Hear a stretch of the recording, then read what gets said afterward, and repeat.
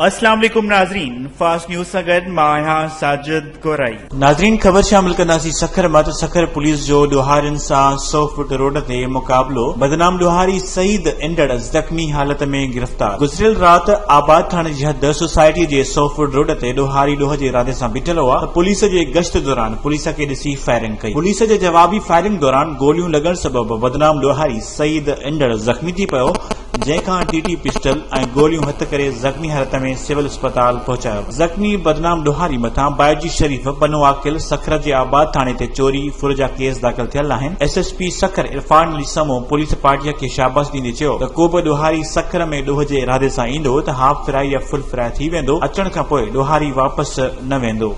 ख़बर शामिल कंदासीं रेतीअ मत रेती पुलिस जे चांडिया मोरी वेझो ॻोठ मोहम्मद अयूब शहर में कचो शराब ठाहिण जे 2 भठनि ते छापो हणी 100 लीटर कचो शराब हथ करे 2 जवाबदारनि खे सोगो करे वरितो ऐं 5 जवाबदार फरार थी विया। एसएसपी खोटकी जे हुकुमनि तहत एसएचओ रेती अली मुराद अब्बासी जे चांडिया मोरी वेझो ॻोठ मोहम्मद अयूब शहर में कार्रवाई कंदे कचो शराब समेत 2 जवाबदारनि रमज़ान शर शाहनवाज खोसो खे गिरफ़्तार कयो वियो ऐं उन्हनि जा कुझु साथी फरार थियण में कामयाब थी विया। गिरफ़्तार जवाबदारनि वटां कचो शराब ठाहिण जो केमिकल ऐं ड्रम बरामद किया विया। एसएचओ रेती जो वधीक चवण हो त आऊं पंहिंजी हद में को बि गैर कानूनी कम करण कोन ॾींदुसि। ग़लति कम कंदड़ केतिरा ई बासर छो न हुजनि, पर उन्हनि खे बख़्श कोन कयो वेंदो। नाज़रीन ख़बर शामिल कंदासीं मटियारी मात कंडू क़ौमी शाहरा लॻ काज़ियाबाद कॉलोनी जे रवासनि जो कॉलोनी जी रजिस्ट्रेशन ऐं बुनियादी सहूलतूं न मिलण ख़िलाफ़ एहतजाजी मुज़ाहिरो कयो।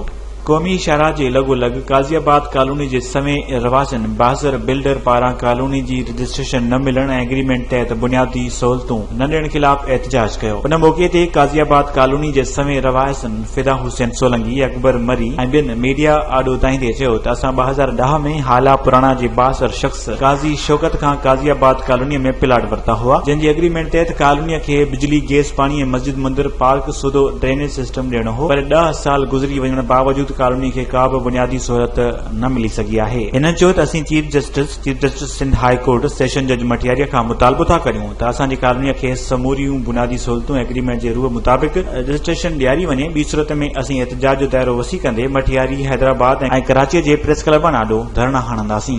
वधीक ख़बरुनि ऐं न्यूज़ अपडेट्स लाइ ॾिसंदा रहो फास्ट न्यूज़।